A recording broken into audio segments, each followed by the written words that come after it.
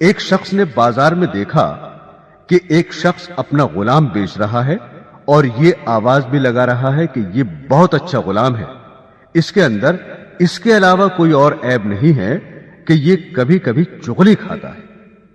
کسی شخص نے یہ آواز سنی، اس نے سوچا کہ اس میں تو کوئی عیب نہیں ہے اور چغلی کھانا تو عام سی بات ہے، اس میں کیا خرابی ہے، اس غلام کو خرید لینا چاہیے۔ چنانچہ اس نے سودا کر کے وہ غلام خرید لیا اور اپنے گھر لے آیا۔ کچھ عرصے تک تو وہ غلام ٹھیک ٹھاک کام کرتا رہا۔ اس کے بعد اس نے اپنا رنگ دکھانا شروع کیا۔ چونکہ چغل خوری کے اندر وہ ماہر تھا، اس لیے اس نے چغل خوری کے اندر اپنا کرتب دکھلایا اور سب سے پہلے وہ اپنی مالکہ کے پاس گیا اور اس سے جا کر کہا کہ آپ کے شوہر جو میرے آقا ہیں وہ کسی اور عورت سے تعلق رکھتے ہیں اور اس کے پاس آتے جاتے ہیں، اور عنقریب وہ آپ کو چھوڑ کر اس سے شادی کر لیں گے، اور میں آپ کی خیر خواہی کے لیے بتا رہا ہوں، کسی اور کو مت بتانا۔ یہ باتیں سن کر وہ بیوی بہت گھبرائی اور پریشان ہوئی۔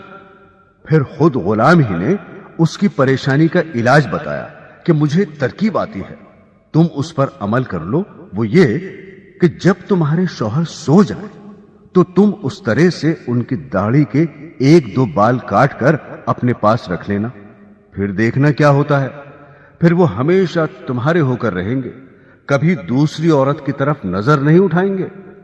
عورت نے جواب دیا کہ یہ کیا مشکل کام ہے، یہ تو میں آج ہی کر لوں گی، خدا نہ خواستہ کل کو کچھ اور ہو گیا تو کیا ہوگا۔ اب وہ غلام آقا کے پاس آیا اور اس سے کہا کہ تمہاری بیوی کے دوسرے مردوں سے ناجائز تعلقات ہیں اور عنقریب وہ آپ کو خیر بات کہنے والی ہے، اور اس نے یہ تہیہ کر لیا ہے کہ وہ آج رات آپ کو اس طرح سے ذبح کرے گی۔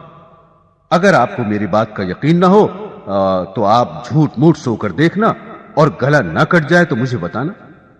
چنانچہ وہ آقا جا کر جھوٹ موٹ سو گیا، اور ادھر بیوی اس انتظار میں تھی کہ کب ان کی آنکھ لگے تو میں اپنا کام کروں۔ میاں کو نیند کہاں آتی، اس لیے اس نے مصنوعی خراٹے لینا شروع کر دیے۔ اب تو بیوی کو یقین ہو گیا کہ میاں صاحب کو نیند آ گئی، فوراً اس طرح لے کر پہنچی، اور ابھی ہلکا سا اس طرح گلے پر رکھا ہی تھا کہ آقا نے فوراً آنکھ کھول دی اور بیوی کو پکڑ کر کہا، اچھا تو تم مجھے ذبح کرنا چاہ رہی تھی۔ غصہ تو پہلے ہی آ رہا تھا، اس آقا نے اس طرح سے بیوی کو ذبح کر دیا۔ جب بیوی کے خاندان والوں کو پتا چلا کہ شوہر نے ہماری بیٹی کو ذبح کر دیا ہے، انہوں نے آ کر اس طرح سے شوہر کو پکڑ کر ذبح کر دیا۔ اب شوہر کے خاندان والے بھی آ گئے اور دونوں خاندانوں میں خوب جھگڑا ہوا اور 20 لاشیں گر گئیں۔ تو محترم سامعین، آپ نے دیکھا کہ اس غلام نے ذرا سی چغلی سے کس طرح سے دونوں خاندانوں کو تباہ کر دیا۔ اسی لیے اس چغلی کو شریعت نے حرام قرار دیا ہے۔